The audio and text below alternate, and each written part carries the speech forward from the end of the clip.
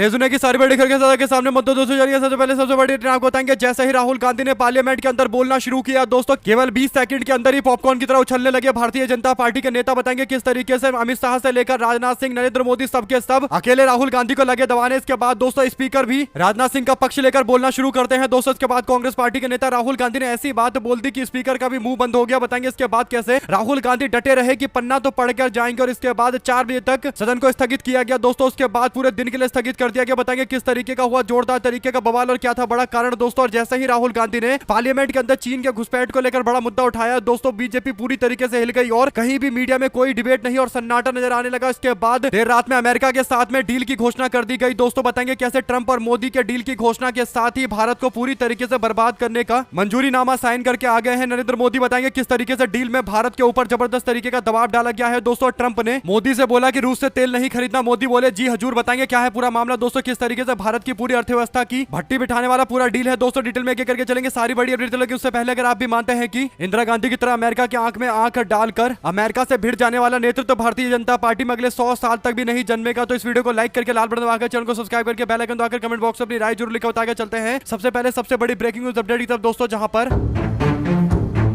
2 फरवरी को बीते दिन राहुल गांधी बजट सेशन की शुरुआत के साथ ही राष्ट्रपति के अभिभाषण पर जवाब देने के लिए आते हैं दोस्तों। यानी नेता प्रतिपक्ष अपना भाषण देने के लिए आते हैं राहुल गांधी का। जैसे भाषण शुरू होता है दोस्तों, बीजेपी की ओर से नरेंद्र मोदी सामने बैठे हुए थे, अमित शाह, राजनाथ सिंह बैठे हुए थे। ऐसे में राहुल गांधी अपना भाषण देना शुरू करते हैं दोस्तों। वो कहते हैं कि मैं अपने भाषण की शुरुआत पन्ने में लिखे कुछ लाइन से करना चाहता हूं। उन्होंने कहा कि मेरे पास हमारे देश के पूर्व आर्मी चीफ MM नरवाने की लिखी गई किताब का कुछ अंश है जिसे मैं पढ़ना चाहता हूं। जिसमें राहुल गांधी जैसे ही पढ़ना शुरू करते हैं दोस्तों, वैसे ही सामने से राजनाथ सिंह कहते हैं कि ये किताब छपी नहीं है, इसको आप नहीं पढ़ सकते। इसके बाद राहुल गांधी ने बताया कि पूरे आर्टिकल छपा हुआ है मैगजीन के अंदर और ये किताब डिफेंस मिनिस्ट्री के पास है। इसको लेकर लगातार रिव्यू चल रहा है, यानी कई सालों से रिव्यू चल रहा है किताब पर। और राहुल गांधी ने कहा कि केवल कुछ अंश है जिसको मैं पढ़ देना चाहता हूं। जिसके बाद राजनाथ सिंह भड़क जाते हैं दोस्तों और पढ़ने से रोकते रहते हैं। फिर अमित शाह भी उधर से चिल्लाने लगते हैं। इसके बाद स्पीकर को अचानक से भारतीय जनता पार्टी के वो नेता है शायद उनको याद आ जाता है। उसके बाद राहुल गांधी जैसे ही प्रधानमंत्री शब्द का इस्तेमाल करते हैं दोस्तों, वैसे ही वो नो बोल देते हैं। फिर राहुल गांधी प्रधानमंत्री शब्द इस्तेमाल करते हैं, फिर नो बोल देते हैं। इस पर राहुल गांधी भड़कते हुए कहते हैं कि ऐसा करो स्पीकर जी, हमको लिख कर दे दो, बता दो क्या बोलना है नहीं बोलना है, मेरा स्पीच भी आप लिख कर दे दो। यानी बार बार टोका टाकी करने से अच्छा तुम आप ही बता दो मुझे करना क्या है, बोलना क्या है। कुल मिलाकर राहुल गांधी ने स्पीकर को जमकर आईना दिखा दिया दोस्तों। इसके बाद भारतीय जनता पार्टी के मंत्री भड़कते नजर आए। इसके बाद बवाल इतना ज्यादा मच गया दोस्तों, नारेबाजी शुरू हो गई और बाद में 4 बजे तक के लिए सदन की कार्रवाई को स्थगित कर दिया गया। उसके बाद शाम होते होते कांग्रेस पार्टी ने उस पूरी किताब का लिंक जारी करते हुए आम जनता को बता दिया कि पूरी किताब में क्या लिखा हुआ है दोस्तों। कुल मिलाकर किताब में जो ओवरऑल बातें लिखी है वो ये कि MM नरवाने ने फोन किया था और बताया था कि चाइना कई सारे तोप लेकर भारत की ओर आगे बढ़ रहा है और इस पर आगे क्या करना चाहिए लगातार MM नरवाने पूछ रहे थे, लेकिन बीजेपी के नेता राजनाथ सिंह कोई जवाब नहीं दे रहे थे दोस्तों। यानी बार बार आर्मी चीफ बोल रहे थे कि करना क्या है, एक्शन किस तरीके से लेना है आप बताइए। इसके बाद राजनाथ सिंह और ऊपर के नेताओं की ओर से आदेश दिया गया था कि कोई भी गोली नहीं चलाएगा, जबकि चाइना लगातार भारत के करीब आता जा रहा था दोस्तों। ऐसे में MM नरवाने ने बताया कि पूरा मैटर उन्हीं के हाथ में छोड़ दिया गया और नरेंद्र मोदी से बातचीत को लेकर भी जो जानकारी इसमें दी गई है दोस्तों, उसके अनुसार नरेंद्र मोदी ने फोन पर बातचीत भी नहीं की आर्मी चीफ से। इससे राहुल गांधी ने भारतीय जनता पार्टी के राष्ट्रवाद को लेकर कई तरीके के सवाल खड़े कर दिए दोस्तों, जिससे बीजेपी बुरी तरीके से बौखला गई और शाम होते होते भारतीय जनता पार्टी ने देश को इतना बड़ा धोखा दे दिया दोस्तों, जिसको लेकर अब बवाल और ज्यादा मच गया है। आपको बता दें कि 1971 को इंडिया पाकिस्तान का युद्ध होता है दोस्तों। तब 7वां फ्लीट यानी न्यूक्लियर हथियार से लैस होकर पूरा का पूरा एक फ्लीट भेजा गया था अमेरिका के द्वारा भारत को डराने के लिए। लेकिन इंदिरा गांधी ने साफ शब्दों में बोल दिया था कि पाकिस्तान को सबक सिखाकर रहेंगी दोस्तों। और उसके बाद पाकिस्तान को 2 फाड़ कर दिया गया। लेकिन दूसरी ओर अमेरिका के राष्ट्रपति ट्रंप ने कुछ दिनों पहले भारत के ऊपर 25% का टैरिफ लगाया था दोस्तों, केवल इसलिए ताकि भारत जो रूस से तेल खरीदता है उस तेल की खरीदी पर रोक लगनी चाहिए। और अब बीते रात अचानक से एक खबर सामने आती है जहां पर अमेरिका का राष्ट्रपति बताता है कि उसने भारत के साथ डील कर लिया है दोस्तों। और जो डील अमेरिका के राष्ट्रपति ने बताया, जिस पर नरेंद्र मोदी की ओर से भी मोहर लगाया गया है दोस्तों, ये डील पूरी तरीके से देश की जनता को बर्बाद करने वाला डील है दोस्तों। अमेरिका ने भारत के ऊपर 25% का टैरिफ लगा रखा था। जब ये डील पूरा हुआ है तो अमेरिका ने 25 की जगह 18% टैरिफ लगा दिया, यानी केवल 7% का टैरिफ कम किया गया है दोस्तों। यानी पहले 0% भारत के ऊपर टैरिफ लगा करता था, बाद में ट्रंप ने 25% कर दिया और इतनी डील होने के बाद 18% पर आकर टैरिफ रुका है, यानी केवल 7% टैरिफ कम हुआ है दोस्तों। यानी नाम मात्र के लिए थोड़ा सा कम हुआ है। इसके एवज में भारत ने जो अमेरिका को दिया किया है दोस्तों वो सुनकर आपको विश्वास नहीं होगा। अमेरिका के राष्ट्रपति ट्रंप ने इस डील में नरेंद्र मोदी से बोला कि तुम रूस से अब तेल नहीं खरीदोगे, तो इस पर नरेंद्र मोदी ने बोला कि ठीक है हम तेल नहीं खरीदेंगे। इसके बाद नरेंद्र मोदी से ट्रंप ने बोला कि पहले तो रूस से तेल नहीं खरीदना और दूसरा जो तेल खरीदना है वो अमेरिका से खरीदना है, यानी तेल अमेरिका से खरीदोगे। ये बात भी ट्रंप ने मोदी से बोली दोस्तों। मोदी ने बोला ठीक है आपसे ही खरीदेंगे, यानी यहां पर भी दोस्तों भारत की जो अस्मिता है, भारत का जो सम्मान है उसे गिरवी रखकर आए नरेंद्र मोदी। इसके बाद आगे ट्रंप ने बोला कि अमेरिका से $500 बिलियन का सामान भारत खरीदेगा,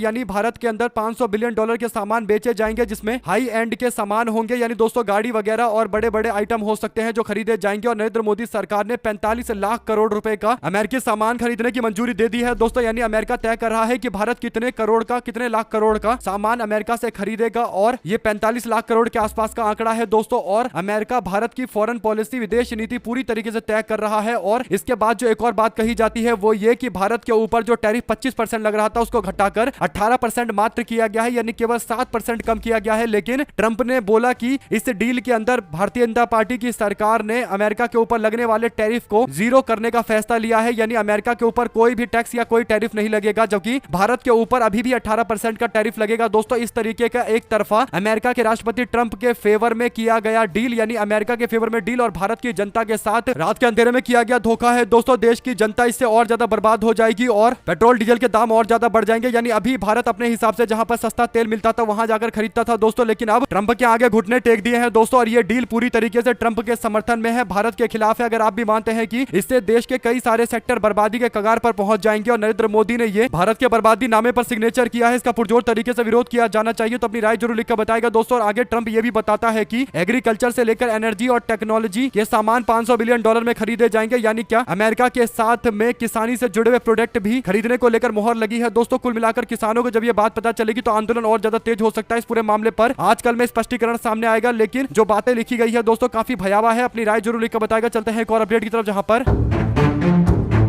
उत्तर प्रदेश के अंदर तो एक अलग ही तरीके का गेम चल रहा है दोस्तों। यहाँ पर भारतीय जनता पार्टी सरकार के मंत्री एक दूसरे को मां का दूध पिया इस तरीके की धमकियां दे रहे हैं। उत्तर प्रदेश के विधानसभा चुनाव होने वाले हैं, भारतीय जनता पार्टी और उसके सहयोगी दल ने इसकी तैयारी अपने में ही लड़कर करनी शुरू कर दी है दोस्तों। इस बीच योगी आदित्यनाथ के जो दो मंत्री हैं वो आपस में भिड़ गए हैं। बताया जा रहा है कि जाति वोट बैंक को लेकर सुभाषपा प्रमुख और बीजेपी के मंत्री अनिल राजभर एक दूसरे के आमने सामने आ गए हैं। हैरानी की बात यह है कि दोनों ही सीएम योगी आदित्यनाथ सरकार के मंत्रिमंडल में है दोस्तों। वाराणसी पहुंचे कैबिनेट मंत्री ओम प्रकाश राजभर ने बीजेपी के नेता और मंत्रिमंडल में अपने ही सहयोगी अनिल राजभर को चुनौती दे डाली और कहा कि यदि वो मुझ पर वोट बेचने का आरोप लगा रहे हैं तो वो ये बताए कि वोट किस दुकान पर बेचे जाते हैं। तीखा प्रहार करते हुए अनिल राजभर ने कहा कि अपनी मां का दूध पिया है तो मर्द है तो वो बताए कि किस दुकान पर वोट बिकता है। ओपी राजभर यही नहीं रुके, उन्होंने अनिल राजभर को लोहे की चोरी करने के आरोप के तहत कई सारे बातों को लेकर निशाने पर लिया दोस्तों। कुल मिलाकर ओपी राजभर यानी ओम प्रकाश राजभर के सामने भारतीय जनता पार्टी अपने नेता अनिल राजभर को आगे करती है। बीजेपी ये सोचकर चल रही है कि अगर 2027 के चुनाव से पहले ओपी राजभर पलटी मारेंगे तो कम से कम राजभर समाज का एक नेता तो भारतीय जनता पार्टी की ओर से आगे होगा और वो है अनिल राजभर। और ओम प्रकाश राजभर जानते हैं कि बीजेपी अपने नेता अनिल राजभर को जानबूझकर राजभर समाज का नेता बनाने में लगी पड़ी है ताकि ओपी राजभर का प्रभाव कम हो जाए। ऐसे में ओपी राजभर और अनिल राजभर के बीच में एक वोट बैंक को लेकर लगातार कसमकस जारी है दोस्तों। लेकिन एक मंत्री ओपी राजभर दूसरे मंत्री अनिल राजभर को यह चुनौती दे रहा है, कह रहा है कि मां का दूध पिया है तो बताओ, मर्द हो तो बताओ कि वोट कौन सी दुकान से खरीदा जाता है। जवाब तो देना चाहिए योगी आदित्यनाथ सरकार के मंत्री को दोस्तों। दोनों मंत्री एक दूसरे से भिड़े पड़े हैं। कर्नाटका में अगर एक छोटी सी भी खबर सामने आ जाती है कि डीके शिव कुमार ने मुख्यमंत्री के पोस्ट को लेकर बोल दिया है कि कांग्रेस पार्टी आला कमान तय करेगा, तो उस बात पर गोदी मीडिया वाले जमकर बवाल काटने लगते हैं। ऐसा लगता है कि कर्नाटका में सरकार ही गिर गई है। लेकिन यहाँ पर एक मंत्री दूसरे मंत्री को गाली गलौज करते हुए, एक तरीके से अपशब्द का इस्तेमाल करते हुए धमकी भरी बातें कर रहा है दोस्तों। लेकिन कोई इस पर चर्चा करने को तैयार नहीं है, एकदम सन्नाटा देखने को मिल रहा है। दो शब्द जरूर लिखकर बताएगा अगर आप भी मानते हैं कि एनडीए गठबंधन जब तक सत्ता में है तभी तक एकजुट है। जिस दिन हाथ से सत्ता जाएगा, सबसे ज्यादा धाराशाही गठबंधन अगर कोई होगा तो वो एनडीए गठबंधन होगा और ताश के पत्तों की तरह बिखर जाएगा। तो अपनी राय जरूर लिखकर बताएगा। साथ साथ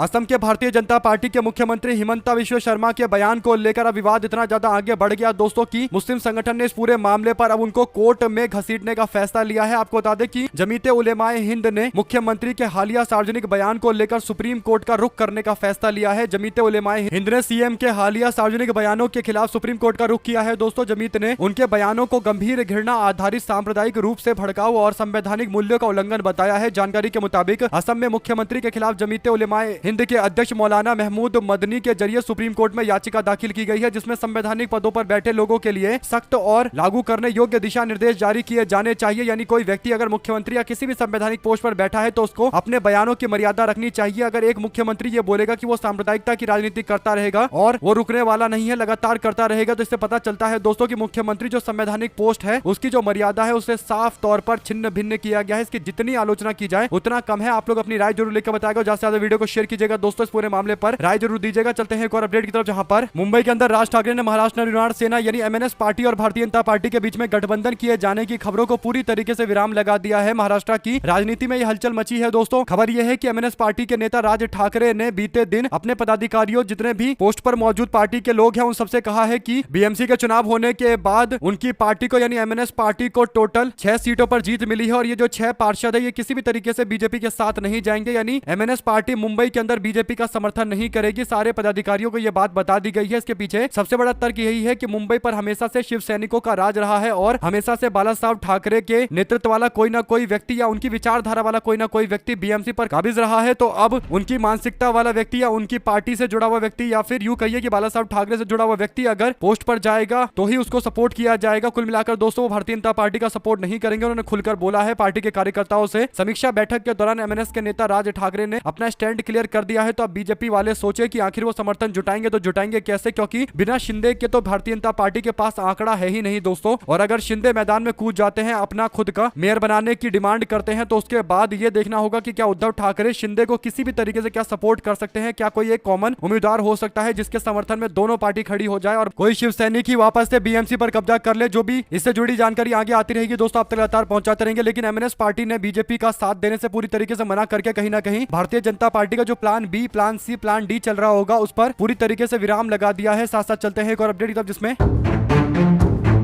पश्चिम बंगाल की मुख्यमंत्री ममता बनर्जी ने सोमवार को दिल्ली में मुख्य चुनाव आयुक्त ज्ञानेश कुमार से मुलाकात की। बैठक के बाद उन्होंने चुनाव आयोग पर तीखा हमला बोला है। उन्होंने कहा कि मैंने कभी ऐसे घमंडी और झूठा मुख्य चुनाव आयुक्त अपनी जिंदगी में नहीं देखा। उनका दावा है कि आयोग नामों की स्पेलिंग की छोटी छोटी गलतियों को भी एक कारण बना रहा है लोगों का नाम लिस्ट से काटने के लिए। ममता बनर्जी ने कहा कि दिल्ली में हम लोग आते हैं तो हमारा सम्मान नहीं होता, जबकि दिल्ली वाले जब बंगाल आते हैं तो हम उसका पूरी तरीके से सम्मान करते हैं। टीएमसी मीडिया स्टेटमेंट के अनुसार 15 सदस्यीय प्रतिनिधि मंडल पहुंचा था चुनाव आयोग के कार्यालय, जिसमें अभिषेक बनर्जी मौजूद थे, कल्याण बनर्जी मौजूद थे, ममता बनर्जी खुद मौजूद थी दोस्तों, और एसआईआर से प्रभावित 12 परिवार के सदस्य भी शामिल थे। ये सारे नेता इकट्ठा होकर सीईसी से मुलाकात करने के लिए जाते हैं। उन्होंने कहा कि मीटिंग में मैंने सारी बातें सीईसी को बताई और कहा कि कैसे आप लोगों की बिना तैयारी के जो ये एसआईआर कराई जा रही है, इस एसआईआर के कारण आम जनता पूरी तरीके से त्राहिमाम की स्थिति में है और आम जनता में कई लोगों ने अपनी जान गंवा दी है, लेकिन चुनाव आयोग इस पर ध्यान देने तक को तैयार नहीं है। साथ साथ दोस्तों राहुल गांधी के द्वारा एमएम नरवणे की किताब से कोट किए गए एक घटना का जिक्र जो किया गया, यानी कैलाश रेंज के आसपास भारी संख्या में चीन के सैनिकों के भारत के क्षेत्र की तरफ बढ़ने का जो जिक्र किया गया, तो दोस्तों इस पर बीजेपी के लोग भड़क गए। तो मल्लिकार्जुन खड़गे ने राहुल गांधी का साथ देते हुए कहा कि बीजेपी का झूठा राष्ट्रवाद सबके सामने उजागर हो गया है। नरवणे की पुस्तक से नरेंद्र मोदी की सरकार के मंत्री इतने क्यों घबराए हुए हैं? एक किताबी तो है, किताब में जो बातें उन्होंने लिखी है उसे बोल देने से क्या दिक्कत हो रही है? खड़गे ने एक्स पर लिखा कि बीजेपी और आरएसएस की वैचारिक आधारशिला ही तथ्यों को छिपाने पर टिकी हुई है, तभी ये कायर मोदी सरकार संसद के अंदर राष्ट्रीय सुरक्षा के गंभीर सवालों पर जवाब देने से ऐसे बच रही है जैसे उसकी दुखती रग पर किसी ने हाथ रख दिया हो। आज एक बार फिर से सदन के अंदर सवाल पूछा जाएगा दोस्तों, और कई सारे नेता मौजूद रहेंगे। फिर से देखते हैं आज ट्रंप के जिद के आगे पूरी तरीके से झुककर भारत को नुकसान पहुंचाने वाली मोदी सरकार को अब क्या विपक्ष घेरेगा, या फिर दोस्तों एमएम नरवणे से जुड़े मामले को लेकर निशाना साधा जाएगा, या एप्स्टीन फाइल को लेकर सवाल पूछे जाएंगे। जो भी जानकारी से जुड़ी आती रहेगी आप लगातार अपडेट पहुंचाते रहेंगे। चलते हैं एक और बड़ी खबर की तरफ, जहां पर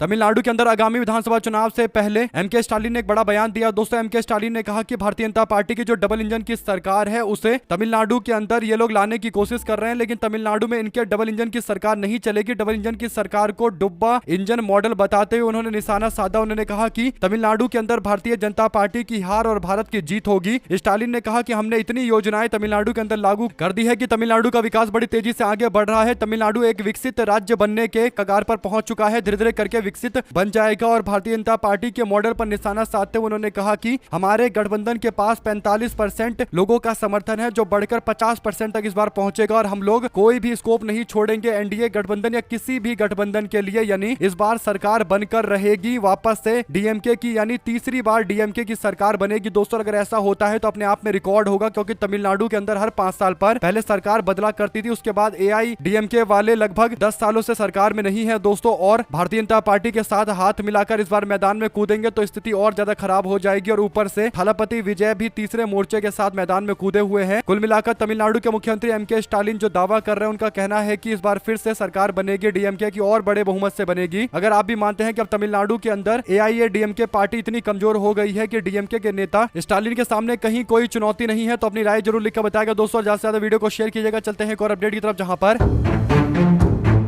केंद्र सरकार ने सोमवार को सुप्रीम कोर्ट में कहा कि सोनम वांगचुक लद्दाख को नेपाल और बांग्लादेश बनाने की कोशिश कर रहे थे, ऐसे व्यक्ति को जहर उगलने की इजाजत नहीं दी जा सकती। जस्टिस अरविंद कुमार और जस्टिस प्रसन्ना बी वराले की बेंच के सामने लद्दाख हिंसा से जुड़े मामले को लेकर एक्टिविस्ट सोनम वांगचुक की गिरफ्तारी के खिलाफ जारी याचिका पर सुनवाई चल रही थी दोस्तों। ऐसे में केंद्र सरकार की ओर से सॉलिसिटर जनरल तुषार मेहता इसमें शामिल होते हैं। वो कहते हैं कि सोनम वांगचुक के भाषण में राष्ट्रीय सुरक्षा से जुड़ा सीधा खतरा दिखाई देता है। जिला मजिस्ट्रेट ने हालात को देखते हुए गिरफ्तारी का सही फैसला लिया है। मेहता ने कहा कि नेपाल, बांग्लादेश और श्रीलंका जैसे स्थिति भारत के अंदर खासकर लद्दाख में बनाने की कोशिश की जा रही थी। हालांकि दोस्तों उनके बयान को भड़काऊ बताते हुए, राष्ट्रीय एकता के खिलाफ बताते हुए कोर्ट में सरकारी वकील कह रहे हैं कि वो देश में अस्थिरता पैदा करना चाहते थे। लेकिन सवाल ये उठता है कि क्या किसी के भाषण मात्र से देश में अराजकता फैल सकती है? और अगर किसी व्यक्ति के भाषण मात्र से अराजकता फैल सकती है तो फिर ये तो एक ऐसा सवाल है दोस्तों जिस पर कई तरीके के और सवाल पूछे जा सकते हैं। यानी सोनम वांगचुक एक एनवायरमेंटलिस्ट थे और उनकी पहुंच कुछ लोगों में थी दोस्तों, और अगर वो भाषण दे रहे हैं उससे अराजकता फैल रही है, जैसा बांग्लादेश और श्रीलंका में हुआ था। और ये दावा करते हुए बीजेपी के सरकारी वकील ने कहीं ना कहीं बता दिया है कि बीजेपी की सरकार अभी सोनम वांगचुक को लेकर कोई फैसला नहीं ले रही है दोस्तों, यानी सोनम वांगचुक को अभी तो छोड़ा नहीं जाएगा। अब देखते हैं कोर्ट इस पर क्या सवाल पूछता है। क्या कोर्ट कोई सबूत भी मांगेगा कि आपने बिना सबूत के कैसे गिरफ्तार कर लिया? किसी के भाषण के आधार पर यह तय कर लेना कि वो अराजकता फैला देगा, ये तो अपने आप में एक अद्भुत तरीके का काम है। ऐसे तो किसी के ऊपर भी आरोप लगाकर उसको जेल में डाल दिया जाएगा ये बोलकर कि उसके बयान से अराजकता फैल सकती थी। ये तो पुलिस का खुद का परसेप्शन है दोस्तों। अगर पुलिस वालों के पास सबूत है और पूरा ऐसा सामने आता है कि वो किसी देश के एजेंट के तौर पर काम कर रहे थे या फिर उनके बोलने से कहीं पर दंगे हुए, उसके कॉन्सिक्वेंस हुए, तब जाकर कोई कार्रवाई होनी चाहिए। लेकिन केवल ये दावे करने से क्या काम चलेगा? अगर आप भी मानते हैं कि यूएपीए जैसे गंभीर मामले में जेल में बंद किया हुआ है सोनम वांगचुक को, और सुप्रीम कोर्ट के अंदर बीजेपी सरकार जो बोल रही है वो ज्यादा दिन कोर्ट में टिकेगा नहीं। अब देखते हैं कोर्ट इस पर क्या लॉजिकल डिसीजन लेता है। जो भी जानकारी से जुड़े आते रहेंगे, आप लगातार अपडेट पहुंचाते रहेंगे। चलते हैं एक और बड़ी खबर की तरफ दोस्तों, जहां पर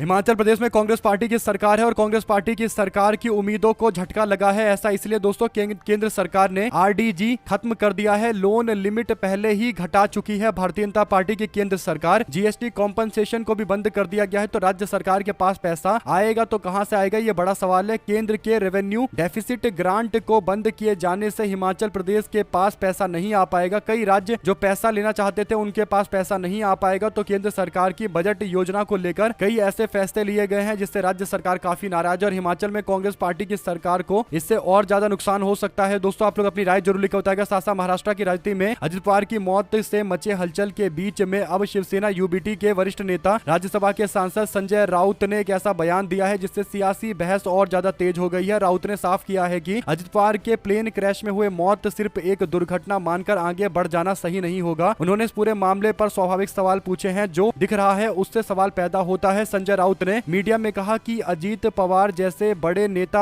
अगर प्लेन क्रैश में संदेह पूर्वक मारे जाते हैं तो तथ्य सामने आने चाहिए। वे संदेह पैदा करते हैं और उन्होंने कहा कि ये कोई सामान्य घटना नहीं है। इसके बाद अपने बयान पर संजय राउत ने अजीत पवार हाल के दिनों में ये संकेत दे चुके थे कि वो राजनीतिक तौर पर अपनी घर वापसी करना चाहते हैं। इसके बाद जो उन्होंने जिक्र किया है, यानी संजय राउत ने जिस घटना का जिक्र किया है दोस्तों, मामला इससे और ज्यादा चर्चा वाला बन गया है। संजय राउत ने इस पूरे मामले पर जो तुलना की है दोस्तों वो जस्टिस लोया के केस से की है। उन्होंने कहा कि हमने पहले भी देखा है कि कैसे कुछ मौतों में जल्दबाजी में घोषणा कर दी जाती है, बाद में सवाल उठते रह जाते हैं। यानी जस्टिस लोया मामले की ओर इशारा करते हुए ये बयान संजय राउत का आया है। दोस्तों आप लोग इस पर क्या राय देना चाहते हैं लिखकर जरूर बताएगा। साथ साथ पाकिस्तान की cricket team T20 world cup के लिए 2026 के लिए यानी अभी 12-15 तारीख से जो मैच शुरू होने वाले हैं उसमें भारत के साथ मैच नहीं खेलेगा। यानी 15 तारीख को इंडिया और पाकिस्तान का मैच होने वाला था जिसमें पाकिस्तान पार्टिसिपेट नहीं करेगा। श्रीलंका के अंदर ये मैच कराया जाता ताकि पाकिस्तान यहां पर आकर मैच खेले दोस्तों। और इंडिया पाकिस्तान का मैच जब लाइव स्ट्रीम होता है तो बड़ी बड़ी जो कंपनियां हैं, जो ब्रॉडकास्टर है, उनको काफी ज्यादा फायदा मिलता है। और पूरे के पूरे T20 वर्ल्ड कप में केवल एक मैच है जिसके लिए लोग बैठे रहते हैं और वो है पाकिस्तान और इंडिया का मैच। लेकिन इंडिया की टीम तो BCCI के कहने पर श्रीलंका जाएगी, कोलंबो जाएगी, लेकिन सामने से पाकिस्तान की टीम ने कहा है कि वो बहिष्कार करेंगे और ये फैसला वहां की सरकार ने लिया है। अब देखना ये होगा कि BCCI क्या इस मामले पर ICC में शिकायत करेगी और क्या आगे कोई कार्रवाई होगी, क्योंकि पहले भारत के लोग कह रहे थे कि हमें पाकिस्तान के साथ किसी भी तरीके का कोई क्रिकेट वाला संबंध तो नहीं रखना। लेकिन इसके बावजूद एशिया कप में बीजेपी की केंद्र सरकार ने भारत की टीम को भेजा था खेलने के लिए। लेकिन फिर सवाल वही उठता है कि आखिर क्रिकेट खेलना क्या जरूरी है? क्या कुछ चंद बिजनेसमैन को फायदा पहुंचाने के लिए, ब्रॉडकास्टर्स को फायदा पहुंचाने के लिए इंडिया पाकिस्तान का मैच होना चाहिए? आप लोग इस पूरे मामले में अपनी राय जरूर लिखकर बताएगा दोस्तों। अगर आप भी मानते हैं कि राष्ट्रीय अस्मिता बड़ी चीज होती है और इसीलिए हमें हमेशा देश के प्रति समर्पित रहना चाहिए और जो भी देश के हित में हो उसके साथ खड़ा रहना चाहिए। ऐसे में पाकिस्तान भारत का दुश्मन है, ये सबको पता है और इसीलिए डटकर मुकाबला पाकिस्तान के खिलाफ होना चाहिए। फिर ये बिजनेस करने का क्या मतलब है कि हमें पाकिस्तान के साथ में क्रिकेट मैच खेलना है? कभी बांग्लादेश को अडानी का बिजली जा रहा है, जमकर बिजली बेच रहे हैं अडानी बांग्लादेश को, और बांग्लादेश में भारत के खिलाफ माहौल बना पड़ा है दोस्तों। सारी राजनीतिक पार्टियां भारत विरोधी नारे लगा रही है, चिकन नेक के खिलाफ उल्टा बोल रही है और इसके बावजूद लगातार धड़ल्ले से बिजनेस चल रहा है। अगर आप भी मानते हैं कि देश की जनता से जो सरकार उम्मीद करती है कि जनता पाकिस्तान को मजा चखाने के लिए हर जगह खड़ा रहे और जनता सोशल मीडिया से लेकर हर जगह पर जहां कोई दिखता है दोस्तों अपने भारत के लिए मजबूती से खड़े रहते हैं और पाकिस्तान को करारा जवाब देते हैं, चाहे कोई भी कैटेगरी का स्पोर्ट हो या किसी भी तरीके की चीज हो। तो ऐसे में आम जनता तो अपना राष्ट्रवाद दिखा रही है, लेकिन भारतीय जनता पार्टी के लोग कब ये समझेंगे कि बिजनेस बड़े बड़े लोगों को दिलवाने के लिए वो भारत और पाकिस्तान के बीच में जो संबंध है उसको तोड़ने से हिचकिचा क्यों रहे हैं? यानी अगर आप भी मानते हैं दोस्तों कि देश में कोई नहीं चाहता कि वो इंडिया पाकिस्तान का मैच देखे, इससे फायदा पाकिस्तान वालों का होता है और बड़े बड़े भारत के जो उद्योगपति हैं, जो ब्रॉडकास्टर है, उनका फायदा हो रहा है। आम जनता का तो खून ही खोलता है कि वो पाकिस्तान के साथ क्रिकेट मैच एंटरटेनमेंट देखते हैं, जबकि पाकिस्तान ने हमारे भारत के ऊपर कई बार बम से अटैक किया दोस्तों और कई बार आतंकवादी हमले करवाए। अगर आप भी मानते हैं कि बीजेपी सरकार की दो